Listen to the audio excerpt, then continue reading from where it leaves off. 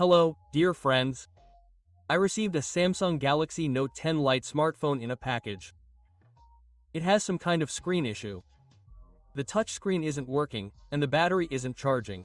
The device has already been repaired several times, even having some parts resoldered.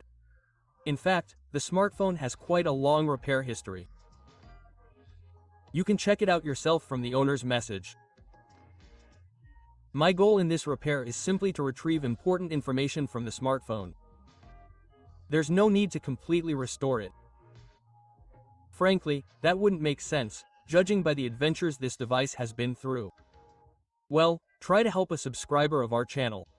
The smartphone case is already disassembled. I'm measuring the battery voltage.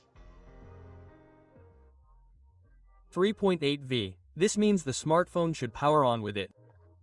The lower logic board ribbon cable was disconnected for some reason. At first glance, the connector on the ribbon cable appears to be in good condition. Okay, let's see what's up with the main logic board. I unscrew the screws and remove the back cover. I also remove the cover from the lower board. Now I need to make sure that the boards are free of any obvious defects, like traces of oxidation or any bad consequences of previous repairs. I disconnect the ribbon cable and inspect its second connector. Overall, I have nothing to complain about here. You can see for yourself.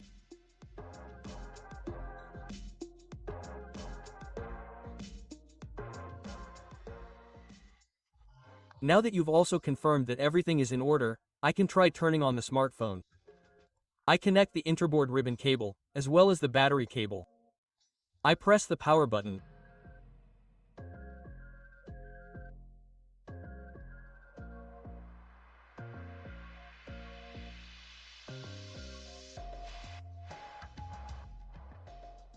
Unfortunately, there's no response. Let's see if it will at least charge. I connect the power cable. There is no current consumption. The smartphone's charging system is not working. Well, I think it's time to check the condition of the main board now. Maybe there's something there that we can latch onto to fix the main problems. I inspect it from all sides.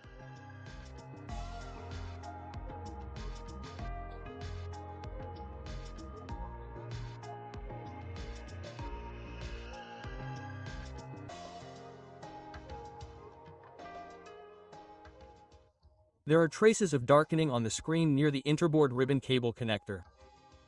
There was obviously some soldering here, but there are no obvious problems visible to the naked eye. I also decided to inspect the bottom board, which houses the USB-C charging port. I finished it and examined it. Overall, it's in perfect condition. It's definitely not been soldered. I think we should return to the main circuit board.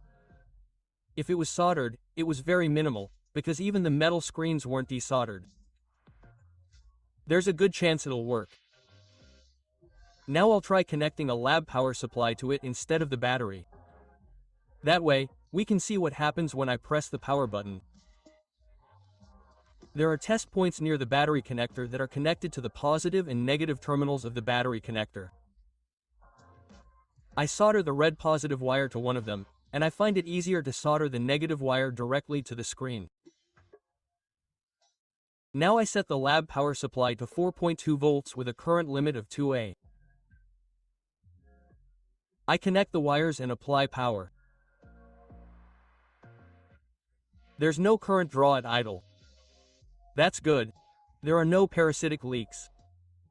Now I reinstall the board. Try turning it on with the button. Excellent. There's a current draw of hundreds of milliamps. The current changes dynamically, which is typical during the smartphone startup process. At times, the current even exceeds 1A, and after a while, the current drops to tens of milliamps. However, if I press the power button, the current immediately increases. It feels like the smartphone is working fine, but for some reason, nothing appears on the screen. The simplest reason for this is a lack of signal on the display matrix. The matrix cable on this device connects to the lower board, and the signal to it, as you might guess, is transmitted via an interboard cable. The question arises, is the signal being lost somewhere on the connectors?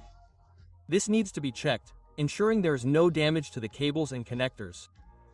It's also important to check the soldering quality of the connectors on the boards and the cable. I start with the connector on the main board. Generally, even when examined under a microscope, the problem isn't immediately apparent. But as soon as I change the angle, look at the connector from an angle, and wiggle a couple of the pins, everything becomes clear. The connector isn't soldered properly to the board. Some of its pins are dangling. This is obviously the cause of the battery not charging and the lack of display on the screen.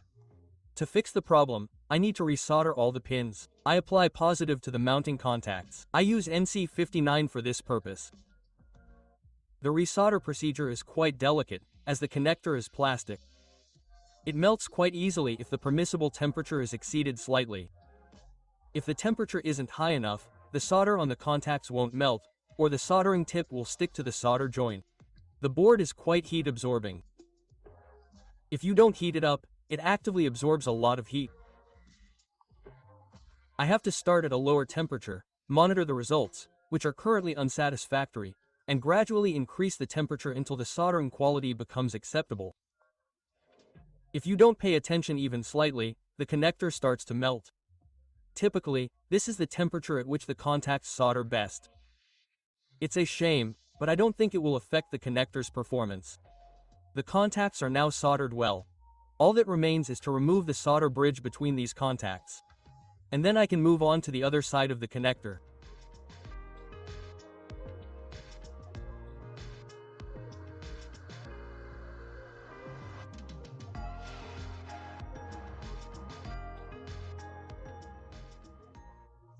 The results are already better here, because I've concluded that it's better not to touch the plastic at all. Then it won't melt. This is called experience. I wash off the flux and check the results.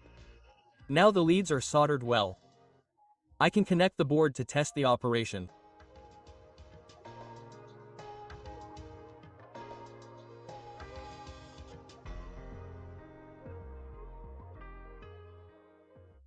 I press the power button.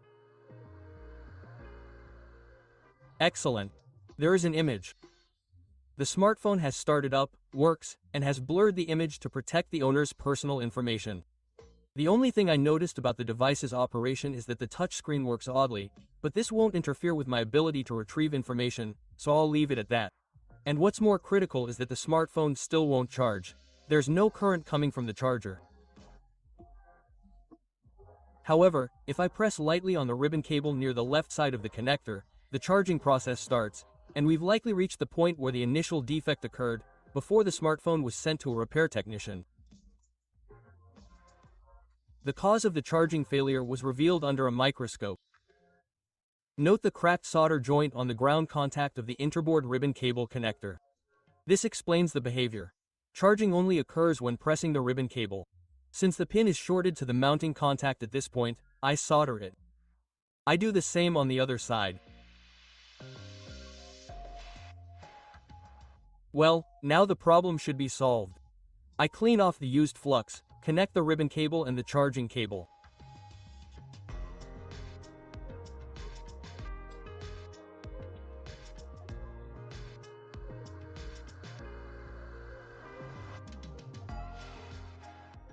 Excellent. Now the battery charges without any pressing.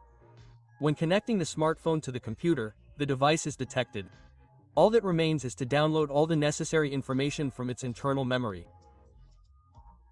I encountered no further problems during this task, and that was the end of my work. All the important information was sent to the owner.